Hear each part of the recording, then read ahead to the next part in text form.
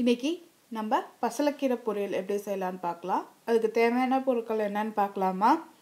ஒரு கட்டு பசலைக்கீரை எப்படி தண்ணியில் ஒரு 3 தட்டி அலசி வச்சுருக்கேன் நான்.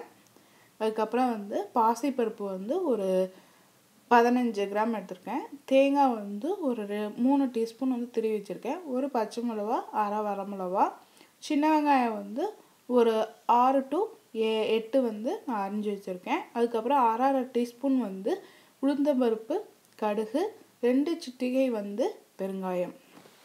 இப்போ 2 டீஸ்பூன் எண்ணெய் வடை சட்டியில் விட்டு அதில் கடுகு, உளுத்தம்பருப்பு தாளித்து பெருங்காயம் தாளித்து நல்லா பொரிஞ்சு வரணும். நல்லா செவந்து வந்ததுக்கப்புறம் அதில் வெங்காயத்தை போட்டு வாட்டிக்கலாம். வெங்காயம், பச்சை மிளகா, வரமிளகா வேணாம், உங்களுக்கு பச்சை மிளகா வேணான்னா வரமிளகா போட்டுக்கோங்க.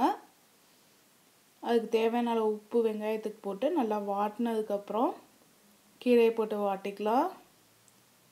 இது ஒரு 1/4 மணி நேரத்தில் இந்த இது செஞ்சு முடிச்சிடலாம். இப்போ கூட்டுனா அதுக்கு குக்கரில் வச்சு அது கொஞ்சம் லேட்டாக ஆகி அது திறந்து தாளிக்கணும். இதுனா ஈஸியாக செஞ்சிடலாம். நீங்கள் பாசிப்பருப்புக்கு பதில் துவரம்பருப்பு கூட போட்டுக்கலாம். இப்போ அதோட கொஞ்சம் தண்ணி விட்டு நல்லா வேக விட்டுக்கலாம். அதை கீரையை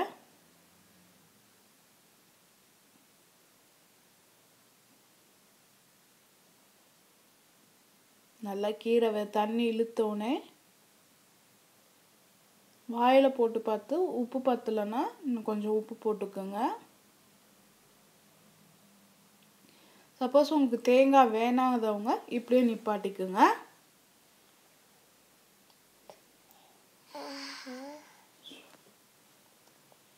இப்போ கீரை நல்லா வெந்து வந்துடுச்சு. இப்போ அதில் இருக்க தண்ணியெல்லாம் கொஞ்சம் கொஞ்சமாக இழுத்துட்டு வருது. இப்போ அதில் நம்ம தேங்காய் இது பண்ணிக்கலாம், போட்டுக்கலாம்.